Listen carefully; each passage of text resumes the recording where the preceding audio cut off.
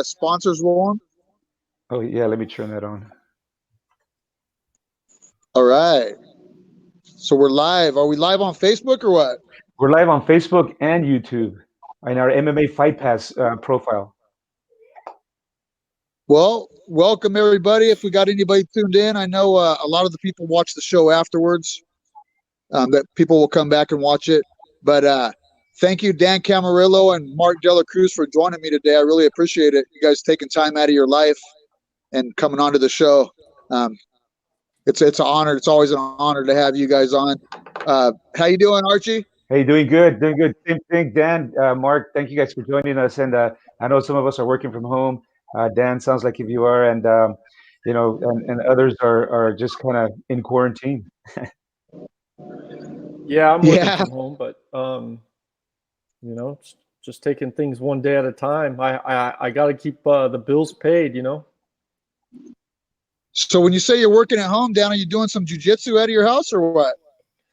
No, you know what we're doing is every week we get a real small group together and videotape for the students who are still trying to support the academy, because I've had people ask me, hey, sign me up, put me on, because I want a place to roll when, you know, when this is done. So fortunately enough for us, we do have a lot of support. That's awesome, man. That was one of the main questions I was going to ask you and Mark right off the bat. What were you guys doing about your gyms? I'm friends with everybody in the area in the Central Valley that has a jiu-jitsu gym, and I know this has probably been a tough time for everybody. But I was pretty stoked to see that you were doing the videos, man, and you're keeping something going for your students. And then, Mark, what about you? Are you doing like privates or semi-privates? No, I did a few, but what I'm doing now is we're doing live broadcasts, and we're using an app called Band that we've been using for a while for communications with all of our members. So we gave all of our members the options on to keep paying and watch the live broadcast classes, or they can pay 50% of what they were paying before, or they can just freeze their account. So we gave those options in the beginning, and I would, I don't really know what the number is going to be like until, another week or so. But till then, we're just going to keep putting on these classes. And I know I did one last night, and I had like maybe 10 live viewers. So a lot of people said they liked it. So that's basically what we're doing right now. Man, I'm sure I love it when I see you guys doing your things, like keeping it going. And I'm sure your students probably love it too. You probably even got some new people out there that you'll have popping into the gym just from watching the videos. Mark, when this whole virus thing hit, you were just getting ready to hop into a competition, right? That tournament? Weren't you getting ready to do like a grappling tournament at the convention center? Yeah, I was getting ready to do I was literally weighing. I was cutting weight for the next day, and got word that it got canceled the day before. So yeah, it was a no-gi submission only tournament from like 165 to 185 weight class. So I was coming in on the heavy side. Man, we were pretty excited to see that go down. Is that still going to happen in the future? Yeah, I think they changed the date to May 16th. So I told them I'll still do it, and I don't care. I'm sure Ask him how much talent pool is going to change. Doesn't matter. Say that again, Dan. Ask him how much he weighs now. I'm almost 200 pounds right now. Oh, nice. I'll bet you've been eating good in that quarantine. Yeah, but I'm still lifting. I'm still lifting. I'm just not rolling as much. So it's just, I'm not getting all the cardio that I was getting before, because I was rolling like 2 and 3 times a day sometimes, so I was rolling a ton. And as you say that, I mean, that brings a question to both you and Dan, Mark, because you guys have been rolling like every day, maybe 7 days a week sometimes, and now all that was taken away. from you and us, and Tom and I also roll around, but not in the frequency that you guys are, of course. How has that changed you, or how's your adjustment to not working out every day? My biggest thing is missing my students. Go ahead, Dan. Yeah, I miss my students. I loved walking into the academy and seeing everybody there. That was my biggest thing. Even more than I love the rolling and I love the challenges. We got some tough students in there, and that's fun and all. But just being around them to me is the reward. So I miss everybody, man. I text everybody all the time, just seeing how everyone's doing. Just hope everybody's healthy. So. And how many years, Dan, had you been consistent in your business without having to shut down like this? How long have you been at it there? In Bakersfield, 17 to 18 years now. Yeah, 17 years. Wow. So you got a real family atmosphere going there. I could tell the couple times that I've been to your gym, it seems like you got a real family type atmosphere. Mark too. Whenever I go to Mark's, I know your students are missing you as much as you're missing them. Yeah, how's your experience? Go ahead. I was going to say, Mark, how's your experience gone? Just like what you asked Dan, what's your experience been like? Well, it's the same thing. You're going to miss everyone, the camaraderie, that you have with all your friends and students and stuff. And, you don't have that same interaction. So yeah, you're going to miss those people. But, I just, some people are messaging me and wanting to know what else they can do. And, we just started doing the live classes, and I think it's helping out a lot. I got to go to Dan's recently and take part in some of the filming that he was doing, and just being on the mats with some of the guys that were in there, mostly instructors. It was like an awesome feeling. And then we got to train afterwards. I don't know if I should say that, but we did, and it was fun. So I had a good time. Hey, man, like in all honesty, both of you guys, when you guys do get to go in with a couple students or with each other and get some rolls in these days, are you guys you're not worried at all about the sickness or this virus thing going around? Do you trip out at all on it? Go ahead, Mark. Like, how do you feel when your students come in and you're going to get a roll in? I'm not worried about it. I'm not worried about it for myself. I feel like I have a really strong immune system. To be honest with you, some of these symptoms I felt like I had like last year sometime. I felt like I had water in like my lungs or something, like I couldn't breathe very good, and I just kept training and eating clean and just trying to take care of myself. And then I had this dry cough, and this was like last year, like October, September, and it had this dry cough for like 6 weeks I couldn't get rid of. I went to the doctor. They said, "Oh, you kind of have a little bit of pneumonia," and so I got over it. I don't know if it's the same thing or not. And there's no telling. But I just really, to be honest with you, I just really don't feel like with the numbers that they show, I don't think they're correct, and I just don't think that we're in as much danger as they say. Obviously, people who are older and people who are at medical conditions, previous medical conditions are obviously going to be in more danger than everybody else. But I mean, that's how I feel. So I'm with you on that. What about you, Dan? You seem like the same way. You seem like a kind of guy that would have a pretty super strong immune system as it is already. What do you think about the mask and people wearing the mask? And do you think that you should be wearing a mask? Or like when I went to work this morning, I work at Costco. Today was the first day that they actually handed us out masks. They took our temperature and they did like little medical, some medical questions, little checkup, and then they handed us this mask. And it wasn't mandatory yet to wear the mask, but most of the people were wearing it. And I'm starting to get used to seeing almost every single customer come into the store wearing the mask. I never thought I'd see something like that. What do you guys think about the mask? Going back to the first question, I'll jump to the mask in a second. I think that we did train. We trained. There was like 7 or 8 of us, and I've only trained twice since we've been on lockdown. Everybody in there is an adult, and most of the people that well, everybody that we train with, they don't even have kids. I'm the only one I think that was training has kids, except Mark. Mark showed up, but Mark only showed up one time. So it should be up to yourself, I believe, and the precaution that we can take. It's a lot of common sense, So I'm not worried about it for myself. And then going back to the mask, I think again, that's a decision that they should be able to make themselves if they're that worried about it. If I was sick, I wouldn't be in public. I don't go in public that much. I've been I barely make a run to the store. Maybe once a week, and it's only to grab something real quick that my kids might need. But other than that, I'm really not worried about it. I'm more worried about the economy.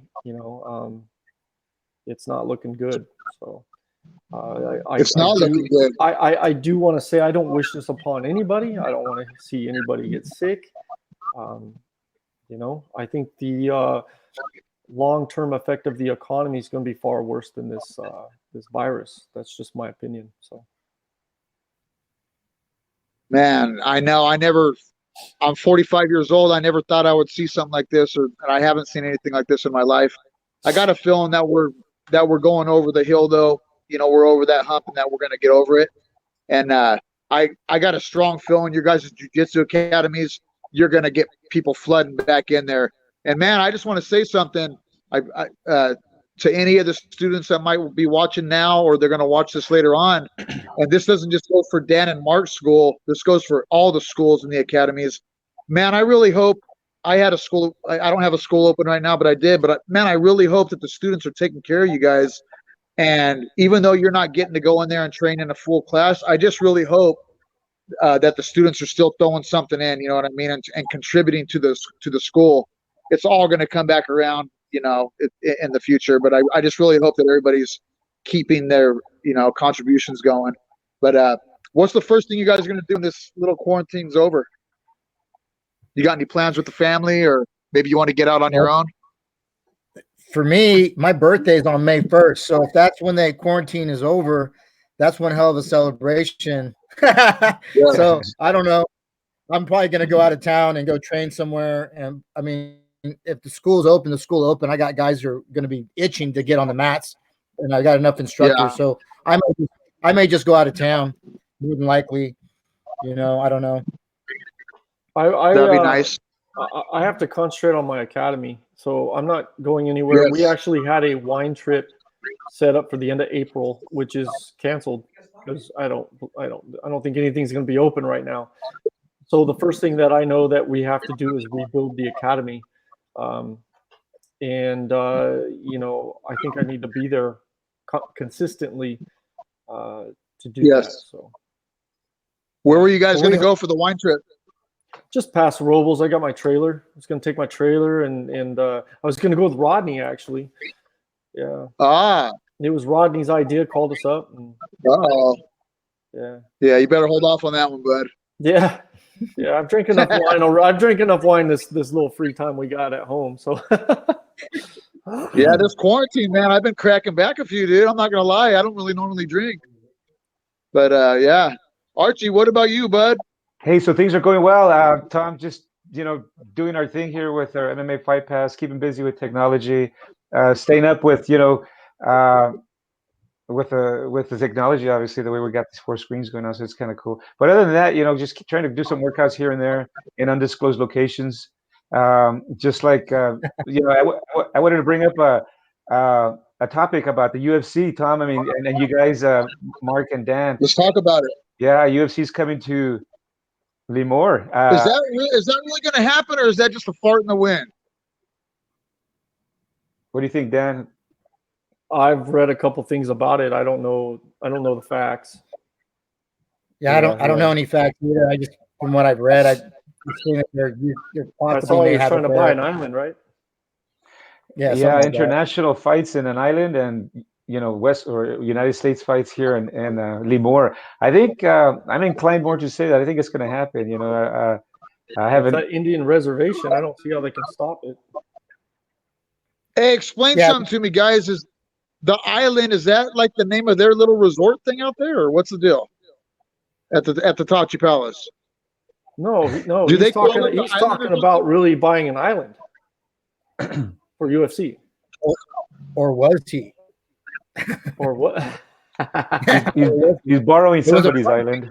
But then It I've was a also front. read he's supposed to go to that Tachi Palace, which is an Indian reservation, and probably still open right now, for all I know.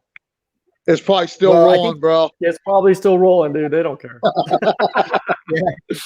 Hey, well, those casinos, when they're on Indian reservations, they're like their own sovereign nation. And sometimes a lot of the rules don't apply to them, like commission.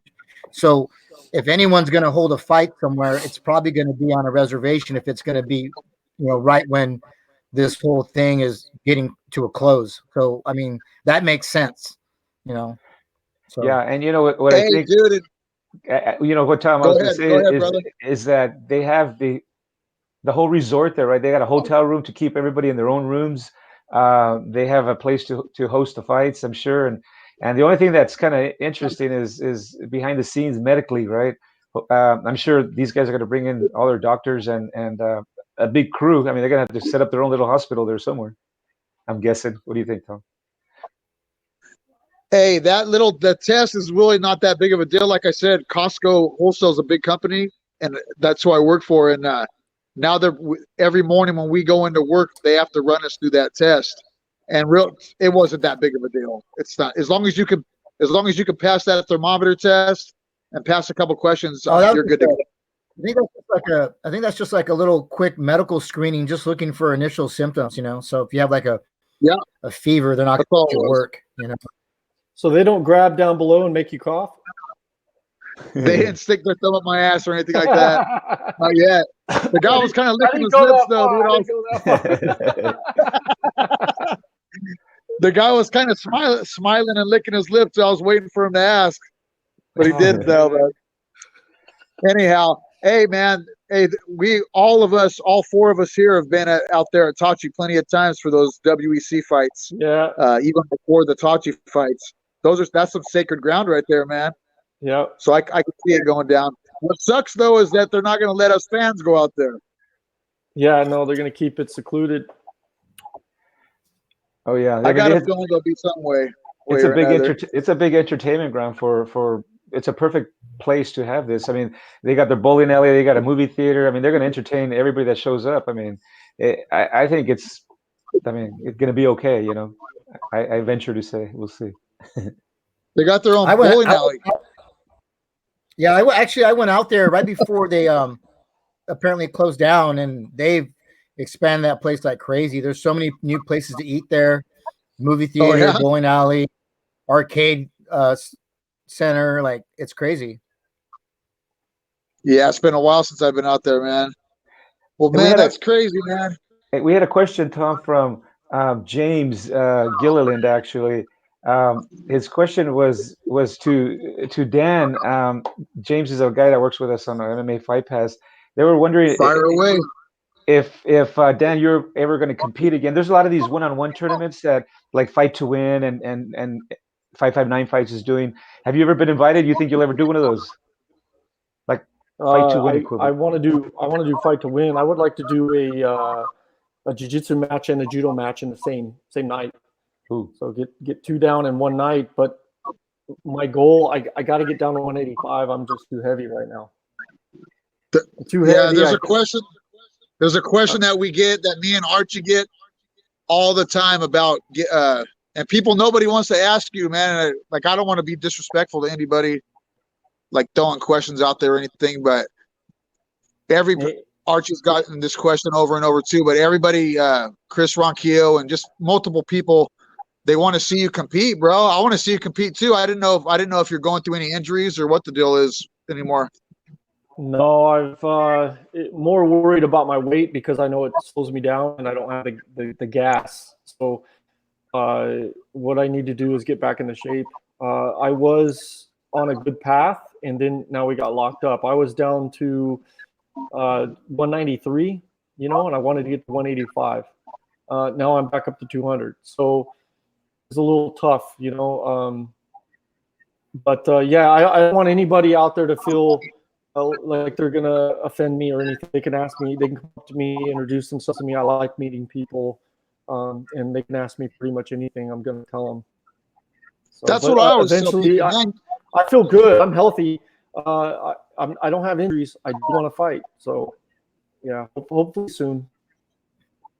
The match that Right. everybody always asks me is this is the question that I always get from everybody is they want to see Dan Camarillo go against Tom Knox out there, and that would be at 185. Would that be? Is that where that would be? I don't know. I think he even fights lighter than that. I'm not sure. But you know, whatever. I'm not trying to step on anyone's toes or anything either. You know. That's why I hate asking questions like that.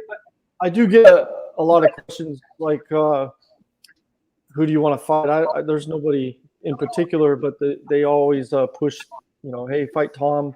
It'd be a good match, stuff like that. And I don't know. We'll see one of these days. Oh man, yeah. I think there's such a here in the Central Valley now. There's such an honorable group of all you guys that are right around that weight that any of them would be awesome. But I love that fight to win show, man. What do you haven't competed in that yet, Dan?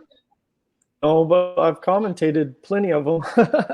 Yeah. Okay. No, not yet. And so they'll do. You think they'll do that? They'll do a judo match and they do both of those in one night. They'd probably let me. They'd probably let me do that. Yeah. That'd be so sick. Yeah. What about you, Mark? It'd be fun. Right. Hey, well, Dan, would that be the same opponent or a different opponent for judo and jiu-jitsu? Did it matter? Would it matter? I don't care if they're going to stand with me. They're going to have trouble unless they would have to get somebody who's really good at judo. You know what I mean? Yeah. For the judo side, they'd have to be real good at stand up. I don't think you'd want a jiu-jitsu guy who's never done stand up to, you know, try to do the judo side. That's not going to work. Yeah. It'd be way more exciting too to see you against another judo player in the judo match. You know what I mean? To do that part. One of my favorite memories of you, Dan, the first time before I had ever met you, it was U.S. Open in Santa Cruz, I believe, and you were a blue belt. Tell me if you remember this match. And I don't remember the gentleman's name, but it was you as a blue belt. It was at the U.S. Open in Santa Cruz, and you came out and you grabbed the guy. As soon as you grabbed him, I believe it was a Diashi foot sweep. And as soon as he hit the mat, you arm locked him. Do you remember that match? Yeah, I remember it real well. Yeah, it's on my highlight video. Then Glepler Luciano was the ref. Yeah. Yes, sir. Yeah, my foot sweeps at the time were I was doing real well with them at that time. Yeah. You could say he walked right into it. Right. Hey, those old U.S.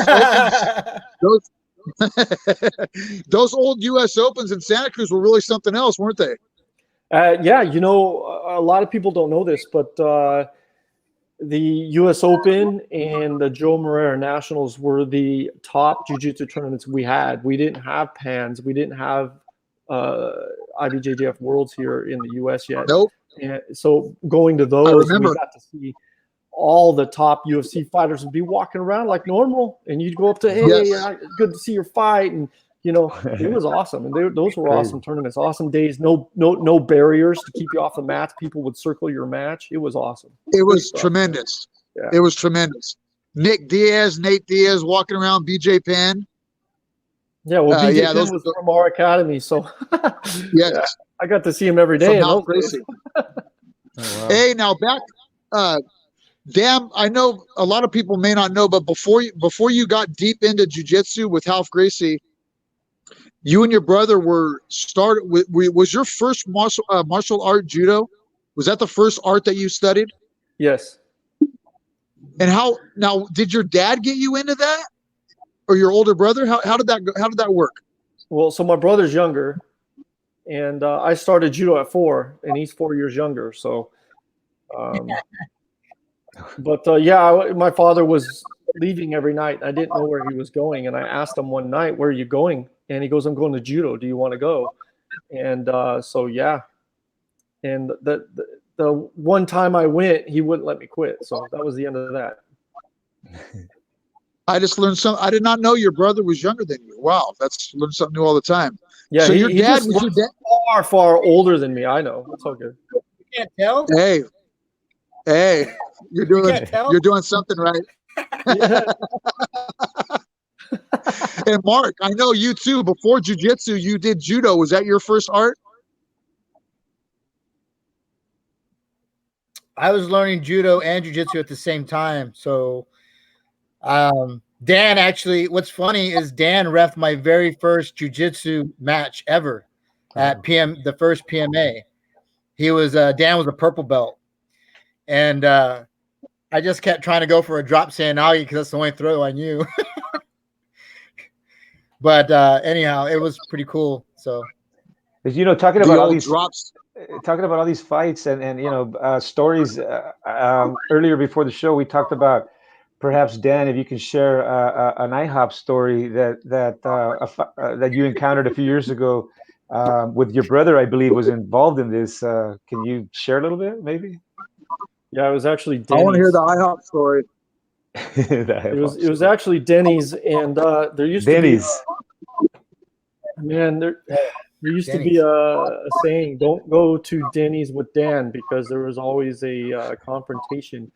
But to let everyone know, it was always self-defense. And the one that they're talking about, there was these two girls that just walked in. This is like 2 a.m, and the place is packed. We were in the waiting area at Denny's. We're waiting for our table, and these 2 girls walk in, and these 3 guys walk in faster than them and gets right in front of them and then starts yelling at them. Not just yelling at them, a lot of profanity, pushing them, and you could tell it was escalating, and you could tell that the guy was about ready to hit the girl. You could tell. And so I kind of tapped on my brother, and I told him, "Hey, back me up because we got to do something." Nobody else was doing anything. Security's not doing anything, and I figured somebody has to, And I walk over there, and I put my shoulder up against the girl because he was the one that he was pushing and yelling at. And I told him, I start yelling at him, and he's not even paying attention to me. He's so mad and so fixed on her, he doesn't even see me. And when he reached out to hit her again, like shove her, I deflected his hand off her. So he didn't get to hit her again. I deflected. Now his attention's on me. And he said, "Don't you touch me." And I said, "No, don't you touch him." Before I can finish my words, he shoved me. And that was it. My retaliation was I hit him, I grabbed him, threw him down. And the other guys that he was with were coming right after me. And my brother said that they didn't even know my brother and another friend were behind them. So when they turned towards me, my brother just starts punching one of the guys, and the guy turned towards me, one-arm drags, goes to his back. We to make a long story short, we literally beat the crap out of these guys. Cops finally show up, and they got arrested. So yeah. This was inside the diner. Hey, when you're in a situation like that, Dan, like what type of takedown did you use in that situation? So that was a old traditional, what would you call it? Body lock, outside legs. I rotated around. I landed on the waiting bench in Denny's.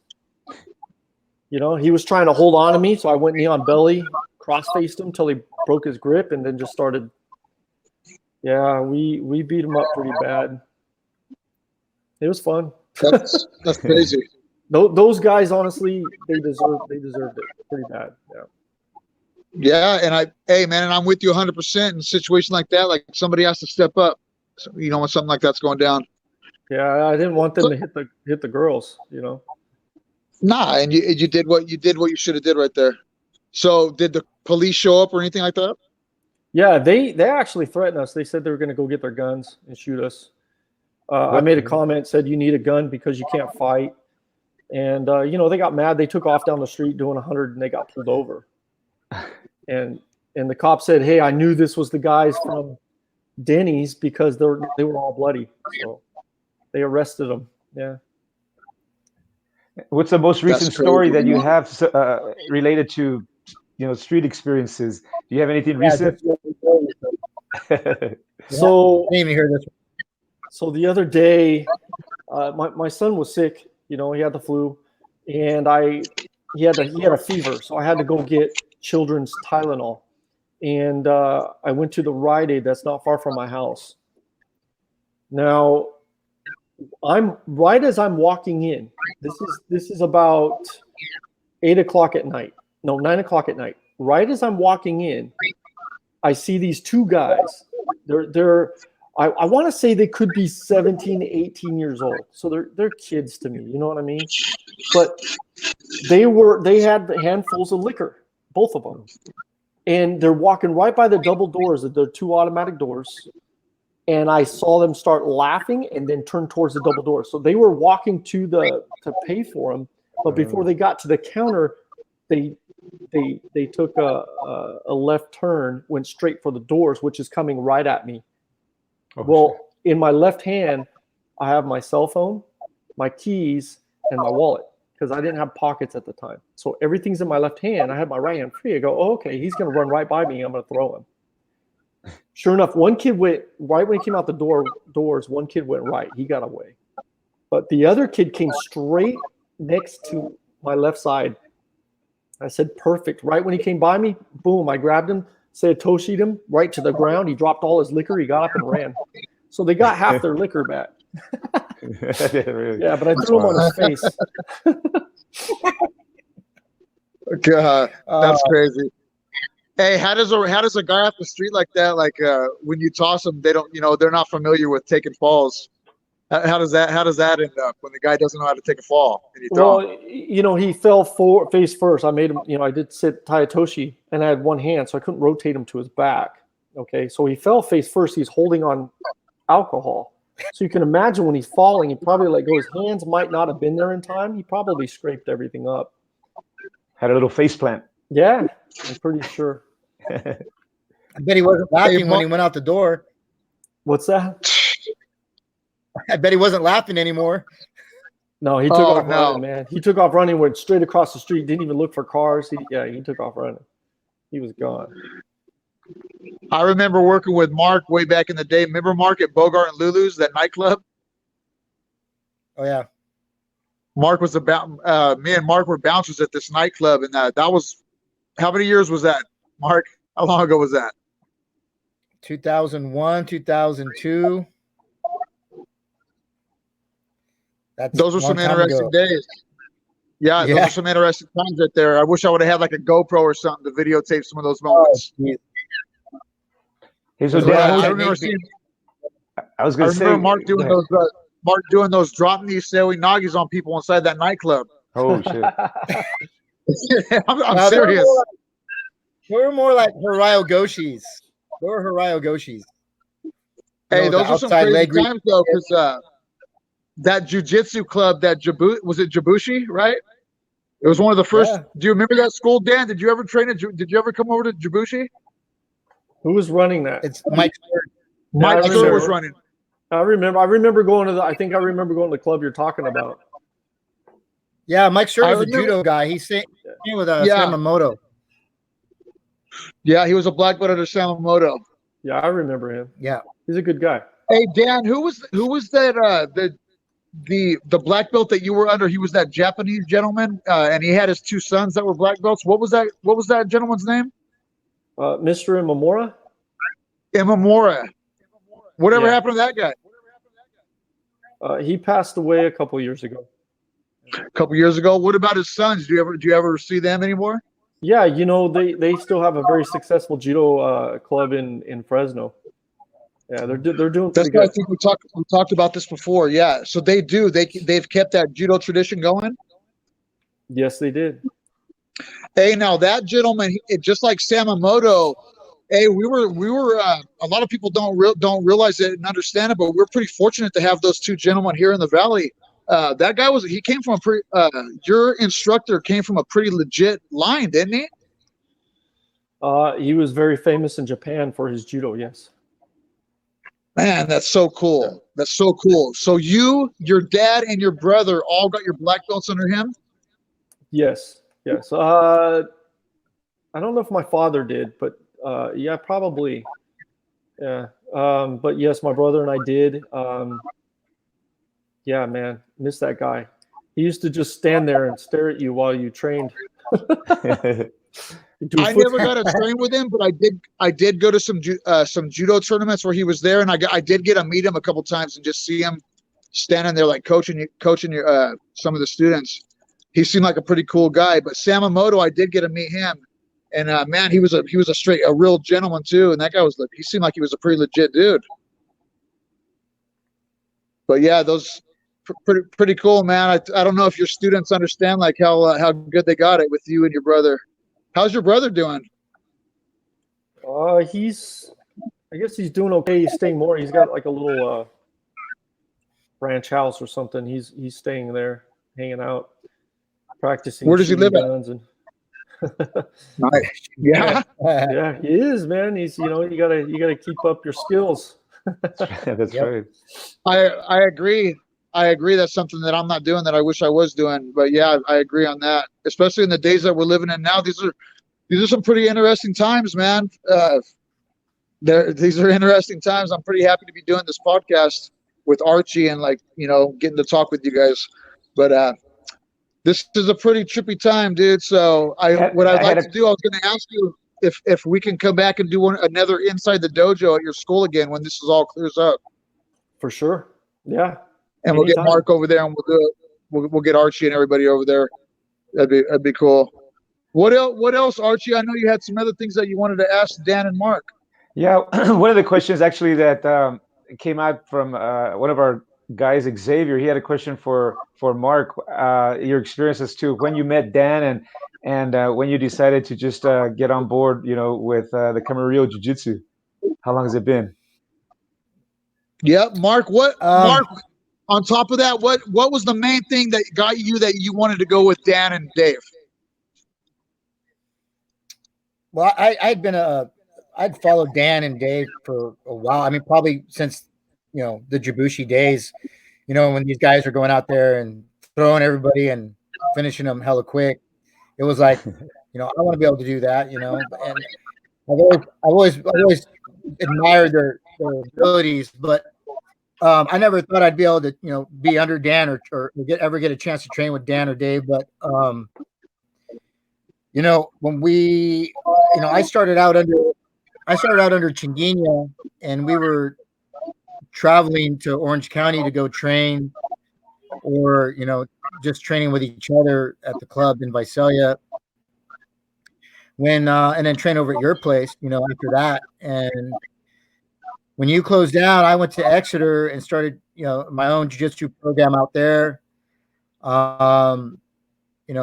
For some reasons, I have my own personal reasons why I switched, but it was mainly because I wasn't getting the support that I was hoping to get where I was at. So we ended up switching to PMA, and I was training with Ted Stovey at the time and Sale Perales, and kind of just jumping around with those guys over there with Matt Smith and Greg Ashbury and those guys, and Jason Hannon.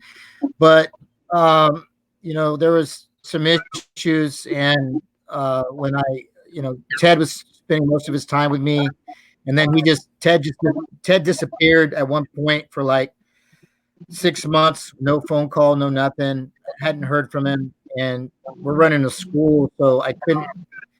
I couldn't get it. I couldn't get all the support I was trying to get. And someone had mentioned, well, why don't you call Dan or Dave? And so I actually called Dave first, and he kind of gave me an idea of what he would be charging. And I was like, man, I don't know if I can do that. And so he's like, why don't you call my brother?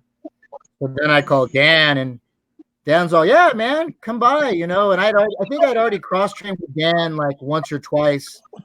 And, I feel pretty comfortable training with Dan, even though he hurt me the first time. But it's my fault, because I was trying to take it to him, and he just fastered me. So, But at any rate, I met with, I talked to my business partner Rodney, and he's like, yeah, let's talk to Dan and see if we can get under him, since we don't have a black belt coming to our school. So we met Dan over in Ridgecrest with one of his other guys, Joe Kajowski, super cool guy, cool cat, and he had a school over in Ridgecrest. So we went over there and we did some training, and we ate and talked to Dan, and it was pretty much cut and dry. Dan's like, yeah, let's do it, and that was it, man. And been with Dan ever since. So I don't plan on going anywhere. So I have a lot of respect for Dan and everything he's done in the sport. I mean, being famous for doing what you're doing is one thing, but dude, Dan's super generous and super cool guy, man. There's some people let that stardom go to their head a little bit, but Dan's not like that, so that makes it even better. I mean, you can go anywhere in the world and say, yeah, I'm under Dan Camarillo or Dave Camarillo, and they know who they are. So, Nice. That's pretty cool. That's really cool, man. I got a lot of respect for it. Hey, Dan, one thing before, I don't want to forget to ask you about this, because one thing that's and I was lucky to be able to do it too, not as much as you though, but was to be able to train with the actual Gracie family. And you, at what point, when you and your brother started training with Half Gracie, I don't know which of you did first, but had you like already seen Hoist Gracie fight in the UFC? Was it something like that? Or how did that work? Because before I ever trained with Half or Crosley or any of the other Gracies, I had seen that first couple UFCs and I saw Hoist, but I never trained with Hoist. Half was the first one that I was able to train with. How did it work for you, going from judo into Half Gracie Jiu-Jitsu with actual training with Half? Yeah, that first UFC, we my brother and I, we were in Japan at the time training, and when we got back, his friend called us up and said, "Hey, I got this VHS tape. You gotta watch it, UFC, blah blah blah blah." Starts talking about this little guy beating up everybody, and he does what you guys do, And yeah, we thought the same thing. We watched him fight, and we're all, oh yeah, he takes people down, he pins them, and then he submits them. And he was doing arm bars. I do arm bars, and we all thought it was the same stuff. We had moved to Fresno, and my brother got injured. His knee got injured, and judo puts a lot of torque on your knees. So he was desperate to find a jiu-jitsu academy near us. We found a guy in Fresno, but he claimed to be under Hoist, and then he changed his story. He claimed to be under Half. So he told us, "Oh, I'm under Half. I'm a black belt under Half Gracie." So we go. My brother looks up Half Gracie, finds out he's in Pleasant Hill, and we decided to go up there for training, and that's how it started. But the guy lied. So we asked Half. He goes, "Yeah, dude, he was so mad. He could barely speak English, but he got so mad. He wanted to know who this guy was, because he just came to the United States. He didn't promote anyone to black. You know what I'm saying? He just got here." I heard this story. Yeah, you know Phil Sneedley? That was his name. Yes, Phil Sneedley out of Fresno was lying to people. I remember that story. He took a picture with Hoist Gracie and his karate black belt, or whatever black belt he had. Then he put it up in his school and said he was a jiu-jitsu black belt. Oh, and was people. So anyway, we figured it out. Crazy. We didn't go to him. We figured it out. We went to Half. Now, the first training session there, immediately I knew my mat work was not where I thought it was, not even close. So we just started driving up there every single weekend for like 2 years. And how was because you did have a mat game from judo. How, like, you were a black belt in judo already, right? Yes. Yeah, I just won the national ladder tournament in Florida. So yeah.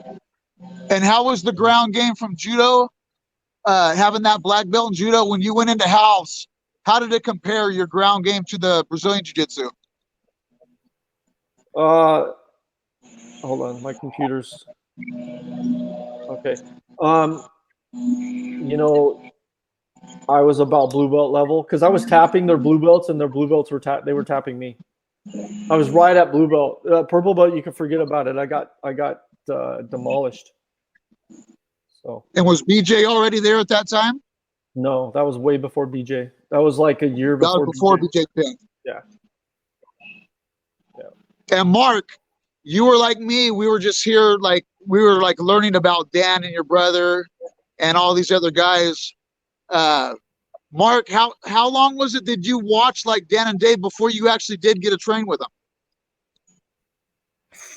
Years, man. And probably it was a while, right? Maybe like, man, since I started, like 15 years before I actually got to train with Dan, and then another like 2 years, 3 years where I actually got to train with Dave. Dan's a lot bigger than Dave, but they're like the same. They're like the same speed, so it's like it's crazy.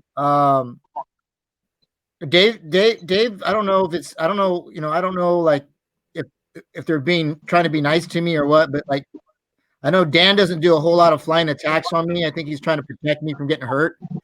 But when I roll with his brother, man, he was all over me, man, like jumping in the air attacks like crazy.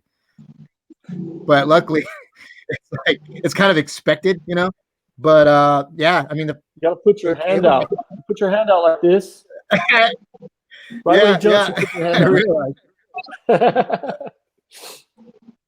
Is that how the match starts? Every time you have to put your hand out. That's what is that what you go for? Is that your? No, I wait till my brother jumps and I put my hand out and he falls. You gotta time it. Yeah. Push your hips away. Anyhow, yeah, it was like 15 years, man. And well, this is that story I was saying earlier. I got the first time I rolled with Dan, I'd already seen all his videos. I mean, most of them that were on YouTube and stuff, and I knew he was fast, and I knew he was going to armbar me. So the first time I rolled with Dan, like I'm sitting there, I'm watching him roll a little bit. It was my first time there, and I had rolled with, at the time he had like a purple belt there, was pretty good. His name was Fernie, and I rolled with him, and you know, and then I was trying to save myself for Dan, and so then it came the chance for me to roll with Dan for the very first time ever, and I knew he was going to be super fast and super technical, so I was like, you know what, I'm gonna try.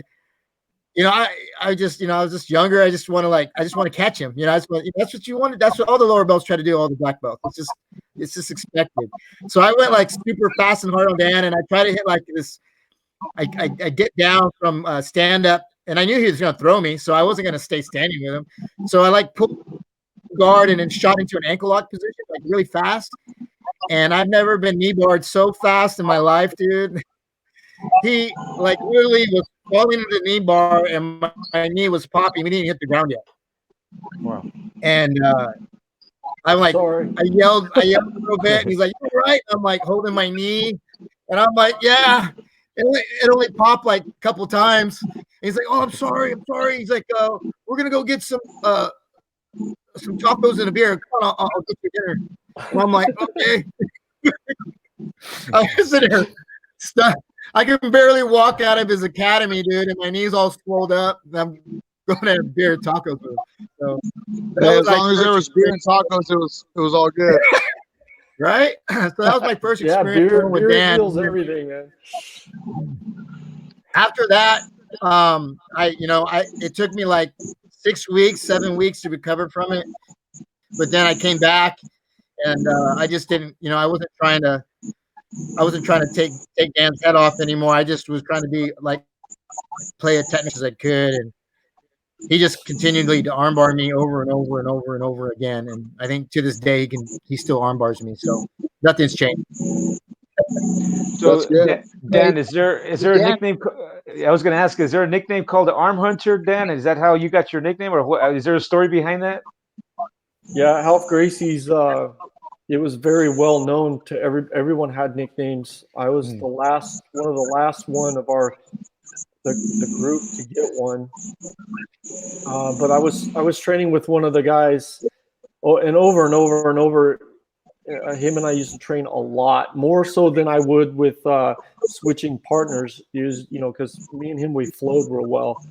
And I just kept catching arm bars or trying to get the arm bars just so many times. And he finally gave me that nickname. He goes, "It's like you're hunting arms." And he goes, "Wait a minute, that's what we'll call you."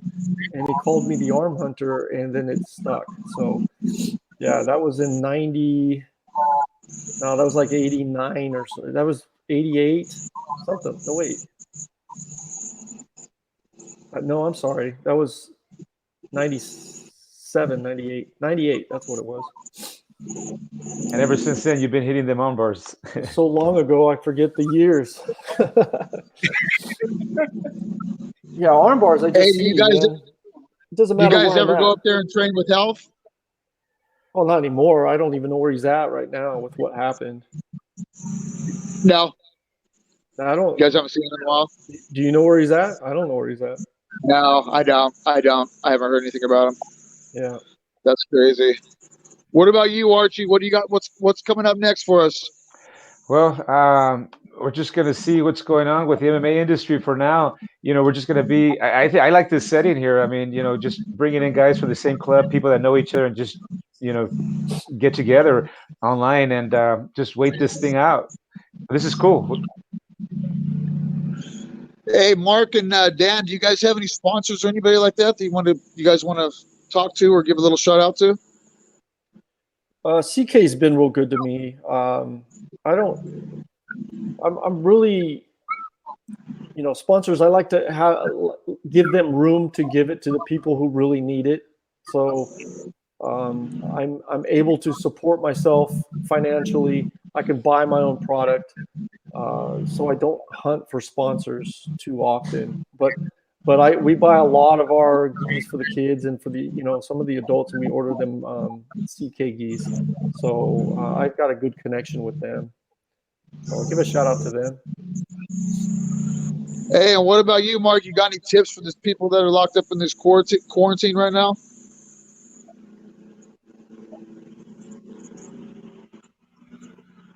Like, or you, even you are. Quarantine. I'm going nuts, man. Just stay active, man. Yeah, stay active. I think that's the biggest thing. You gotta stay active, and what sucks is not being around other people to motivate you to work out. And I know that's a big issue for a lot of people, is not having someone else there to push you. It's like when you're rolling, you've got someone right there, pushing you, and making you work harder. But just working out on your own, that's hard. I just started doing biking, so I've been biking, and it's a lot of fun because it gets me out of the house and it's a good leg workout.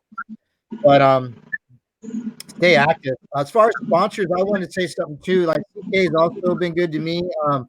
I got hooked up with them through Dan as well, and they've been, we use them as our major company for our geese for adults and kids. But I do have a sponsor that